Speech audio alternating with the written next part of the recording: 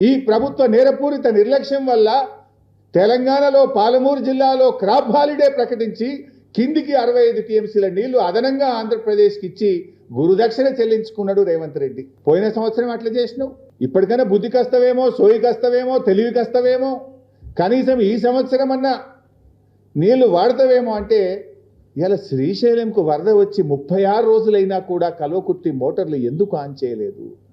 పాలమూరు జిల్లా ఎమ్మెల్యేలు ఏం చేస్తున్నట్టు నాకు అర్థమైతలేదు. కాంగ్రెస్ ఎమ్మెల్యేలు ఇలా పాలమూరు కింద మనకు 2-3 చిన్న చిన్న రిజర్వాయర్లే కట్టలే మీరు. ఆ బుడ్డ రిజర్వాయర్లు ఉన్నాయి, చెరువులు ఉన్నాయి, అవన్నీ నింపుకొని మొదటి పంటకు నీళ్లు ఇవ్వచ్చు కదా. రైతులకు ఈ పంటకు నీళ్లు ఇస్తామని అనౌన్స్ చేసేస్తే నార్లు పోసుకుంటారు, విత్తనాలు వేసుకుంటారు, మొదటి బ్రహ్మాండంగా 3,10,000 ఎకరాల్లో పంట పండుతుంది కదా. Why are you not switching on the motors? ఎందుకు గుడ్లప్పగిచ్చి చూస్తున్నారు? ఏం వరద కనబట్టలేదా మీ కళ్ళకు?